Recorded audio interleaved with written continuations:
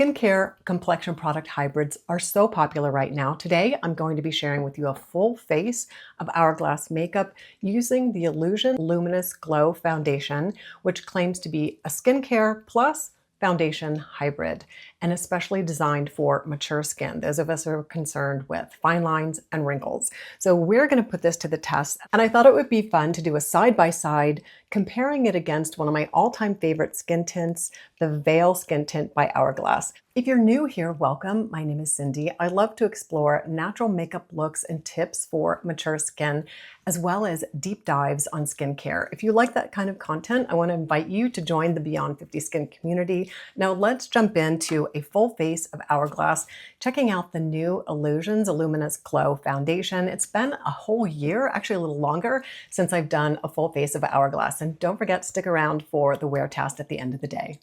Skincare done. I picked some tried and trues that I know work beautifully under makeup. I've let it set for a little bit, usually like 15 minutes before I start makeup, because I don't want any pilling. So let's take a look at the Hourglass Illusion. Now I typically wear the Hourglass Veil. This is one of my favorite skin tints, but I'm really curious about the Illusions because it is that skin care and makeup hybrid that's so popular right now. Now I am typically a number 3 in the Veil. So I'm going to swatch all 3. Let's take a look at that first as I tell you about this makeup. So it's supposed to have a 12-hour wear. I'm going to start with 3 on top. It's supposed to have a 12-hour wear, be transfer resistant, which is wonderful because I don't know about you, but I am always messing up my shirts with foundation, and it's kind of one of my bugbears. So I tend, if I'm wearing a white shirt, I tend kind of not to wear a foundation or a complexion product, right? This is number 2,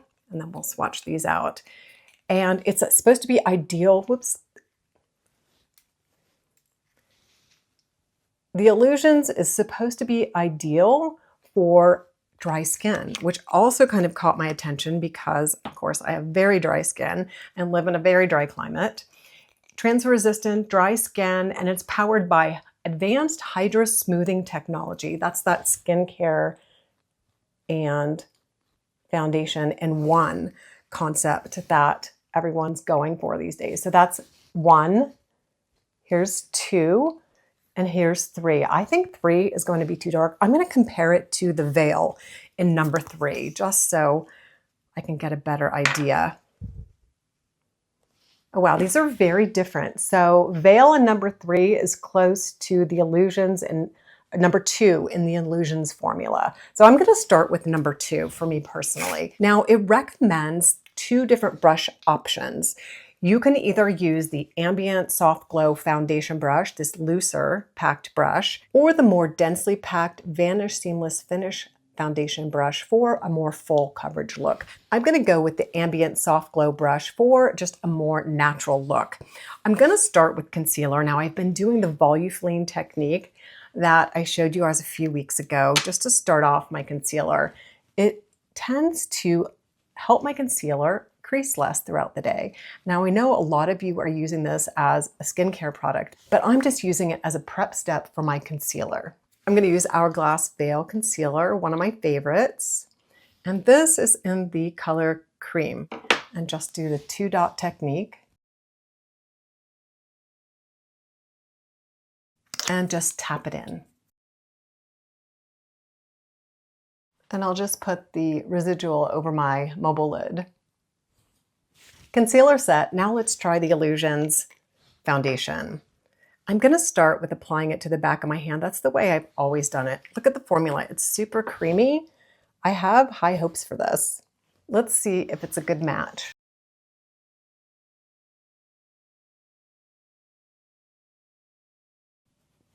This is definitely more coverage than I typically wear.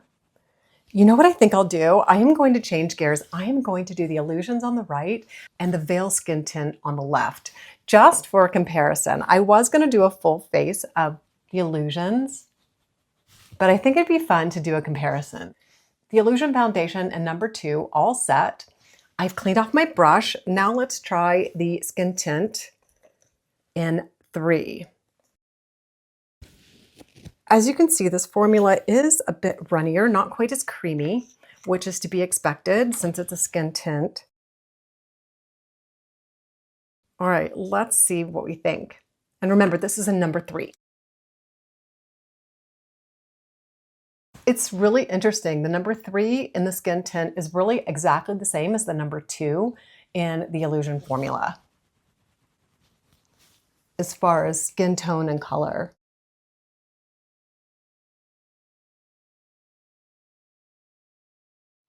I let these set for just a couple minutes. So what do you think so far? The Illusion foundation formula or the Veil skin tint? Let's move on with the rest of my makeup. I'm going to do a very quick shadow look using the Natasha Denona, the mini palette in neutrals. I'm going to use Wayne Goss's technique that he just showed on his Instagram page. He might have done a video on it too on YouTube, but I saw it on the Instagram page, and he said to set in our canvas with the lightest color. So that's what I'm going to start out with. Just setting the entire lid as your canvas. He says he's not an artist, so he just learned some fast and easy techniques that don't require a lot of artistry, which is great for our natural looks, I think. Just something simple, something fast, something easy. So the canvas is set. His next recommendation is to come in with your darker color right at your natural crease, right over your eyeball. Now I'm trying to decide whether I go for this lighter shade or this darker shade. Let's go for something a little more dramatic. Oop, I've already done a little bit of a mess up. Okay, right at the crease. I always tend to go above the crease to make my eye look better, but he says don't do that. So we're not going to do that. Right in the crease. He also says don't worry if it looks messy at first. That's always my fear with shadow. It always looks so messy when I first start. But he says, don't worry, we're going to blend this. Okay, well, I think I've gone a bit too high, so let me tap some of this off with a tissue.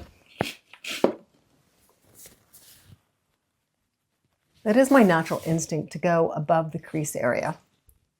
All right, so we've got the crease set. Then we're going to come in with a blending brush and blend, because that is always the key with shadow. You really need to blend it out. And he says his technique is to use a tissue to line it up right at the end of your brow.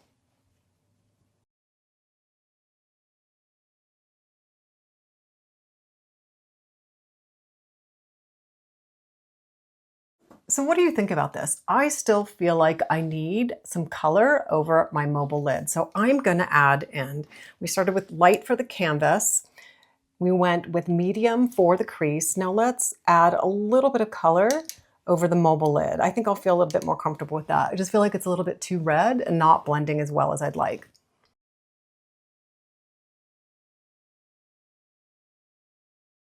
All right, let's give this another blend. And he says you can sweep up and away a little bit here in this outer crease area. Let's try the other side. This is also a great time to check if this foundation is transfer proof. So far, I'm finding that it is. Let's compare it to the skin tint side. A little bit on this side, a little bit of transfer, but this side, not at all. I'm definitely going to be doing a wear test, and I will come back at the end of the day and we'll take a quick peek and see how each of these held up, the skin tint and the Illusion. All right, shadow done. Let's finish this makeup look. I definitely feel like I'm needing some blush, and the two blushes I have in my Dear palette are Vibrant Pink and Radiant Peach. So I think I'm going to go with the peach tone today, and I'm going to use the denser brush and see what we got. I really like that. I discovered peach blush a few years ago. I always steered clear of it, but I think it's a really pretty color, especially with brown. All right, I don't have any Hourglass brow products, so I'm going to use one of my tried and trues. This is the Merit Volumizing Pomade in the color Taupe. It's one of my quick go-to brow products these days, loving it. My favorite Hourglass mascara now comes in Espresso and the Ultra Black Original, so I'm going to use Espresso. It's so exciting that they came out with a brown. I love brown mascaras. And I especially love this formula.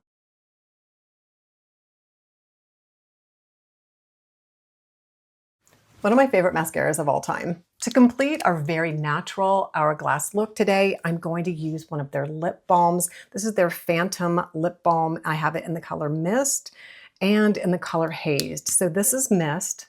Kind of, I think it's going to be my choice today. It's kind of that peachy look that I'm after. That's Mist, and here's Haze. I love these. Definitely going to go with Mist today. These are one of my favorite balms. They live in my purse. I know it's easy to go through them quickly, but I just think they're so pretty. So that's a finished look for the full face of Hourglass natural makeup look. Just my first impressions. I do have to say that the skin tint is feeling a little bit more hydrating and the Illusions foundation is drying down a little bit more. Both are super comfortable. I'm liking the look of both. By the end of the day, we'll take a look and see which one you prefer and which one held up and the one that I'll be sticking with. I also thought it would be helpful to get out from under the studio lighting and take a look at each one of these complexion products in some indoor lighting and by the window in natural lighting. So here's the skin tint, the Veil Skin Tint, indoor lighting. And the Illuminous Glow. Now let's head over to the window. Natural lighting, Veil Skin Tint, Illuminous Glow. Time for the end of day check-in. Let me pin up my hair. Now I have already taken a quick look in my magnification mirror, closer than anybody should really be looking at their makeup. Nobody's going to see it that close, but I wanted to get an idea of where the breakup patterns were and where the settling and the creasing occurred. So let's take a quick look at the Veil Skin Tint side first.